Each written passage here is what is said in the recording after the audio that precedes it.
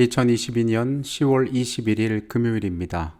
예배일 아침에 함께 하신 모든 분들을 환영합니다. 기도하시고 이 시간을 시작하겠습니다.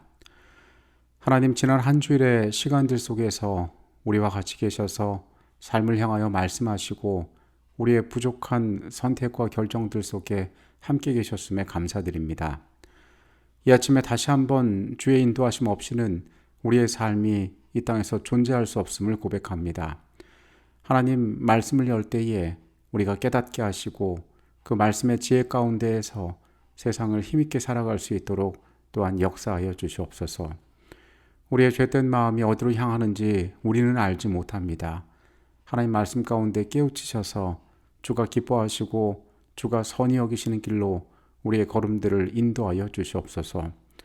안식일의 시간이 다가오고 있습니다. 주님, 우리를 위하여 쉼과 축복을 준비해 주셔서 감사합니다. 그 평안 온전히 누릴 수 있도록 이 예배일 가운데 함께 하셔서 하나님과 동행하는 하루의 삶이 되도록 또한 같이 계셔 주시옵소서. 거룩하신 예수 그리스도 이름으로 기도합니다. 아멘. 고대 이집트 문명을 대표하는 상징물 중 하나는 거대한 피라미드입니다. 이 피라미드의 용도는 무덤으로 쓰였고 그곳에는 이집트를 통치하던 파라오들이 잠들어 있습니다.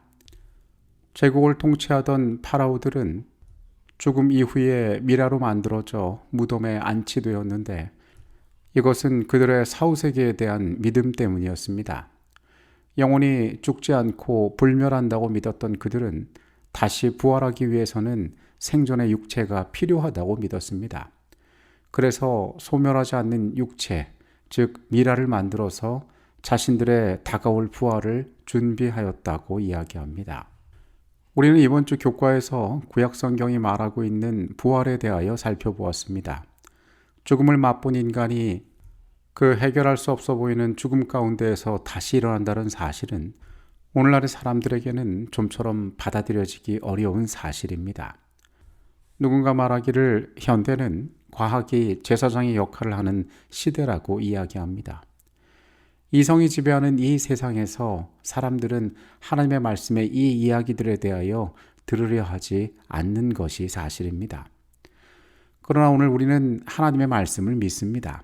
그리고 이 말씀 가운데 이야기하고 있는 이 귀중한 가치들이 이 덧없는 세상을 살아가는 데 있어서 우리의 삶을 어떻게 새롭게 할 수 있는지도 깨닫습니다. 오늘은 지난 한 주간 동안의 교과를 요약하는 시간을 갖도록 하겠습니다. 현대과학은 모든 물질이 원자로 구성되어 있고 그것이 모든 물리적 실체를 이루는 기본 요소라고 가르칩니다. 우리가 바라보는 세상의 사물들이 모두 다르게 보이지만은 모든 것이 분자라는 최소한의 단위 이하로 내려가면 물질의 공통적인 원자로 설명할 수 있는 그런 세계가 그들에게 존재한다는 것입니다. 원자의 세계조차 눈에 보이지 않고 매우 고도화된 과학적 산물이지만은 오늘날은 거기에서 더 작은 것으로 내려가서 더 작은 입자인 쿼크와 렙톤으로 이루어졌다는 발견이 있습니다.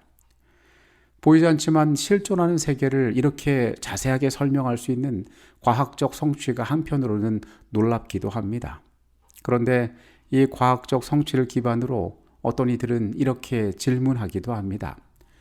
만약 물질 세계의 기본 단위가 쿼크와 렙톤이라면 세상을 창조하셨을 뿐 아니라 유지하고 계시는 하나님께서 우리를 부활시키실 때 쿼크와 렙톤을 재구성하실 수 있겠는가라고 말입니다.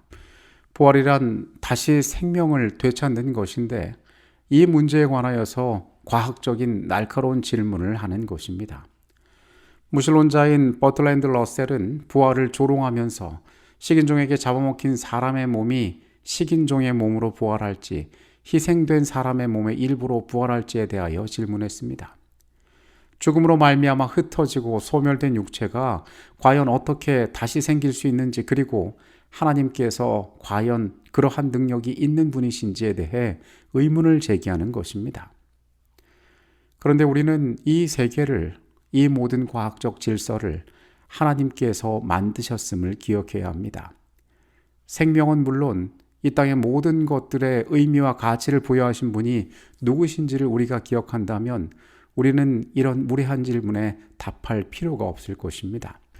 영혼의 불멸의 존재를 믿는 사람들이 자신의 육체의 소멸을 염려하여 미라를 만든 것보다 더 어리석은 행동들이 이런 질문 때문에 고민하는 것일 것입니다.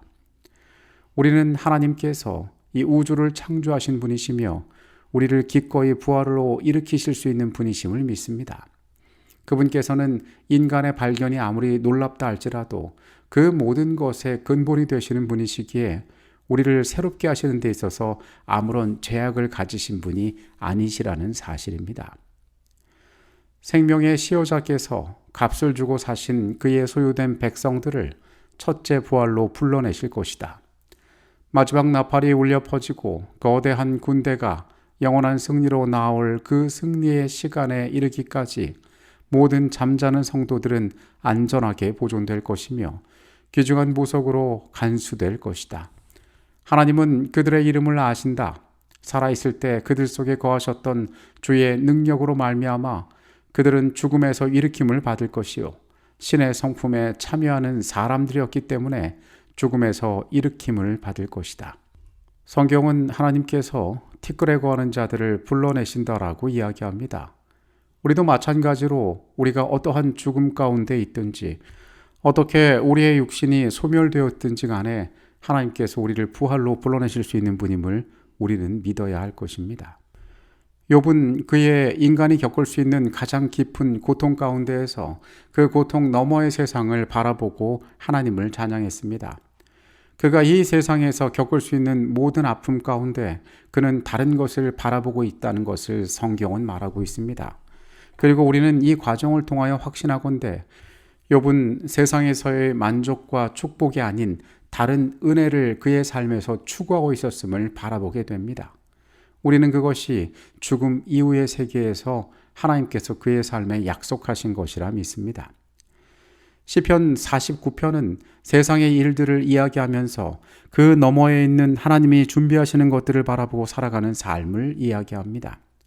이 땅에 있는 가치들과 전혀 다른 가치를 가지고 세상을 살아가는 것, 그것으로 인하여 인생의 태도와 방향이 달라지고 우리의 삶이 겪고 있는 이 제한된 시간 가운데의 운명에 대해서 우리는 이해할 수 있게 된다고 성경은 말합니다. 시편 72편은 하나님께서 우리의 도움이 되신다라고 이야기합니다. 그런데 그 도움은 이 땅에 국한될 것뿐만 아니라 이 세상 너머에까지 그분은 우리의 보증이요 약속이 되어 주신다고 이야기하고 있습니다. 세상의 생각보다, 세상의 판단보다 그분의 능력이 더 위대하고 고상함을 우리가 발견할 수 있는 것입니다. 이사야 26장은 이 부활에 대한 소망이 한 개인을 넘어서 하나님의 약속 아래 거하는 모든 자들을 위하여 주어진 축복임을 이야기하고 있습니다. 우리가 구원을 받는 것은 어떤 특정한 공로나 우리의 삶에 있어서의 흔적의 결과가 아니라 하나님께서 준비하신 보편적인 구원의 가치를 받아들이고 원하는 자들이 하나님을 선택함으로 얻을 수 있는 축복이라는 사실입니다. 이것은 모든 인류에게 주어진 죄로부터 자유할 수 있는 엄청난 특권이 되는 것입니다.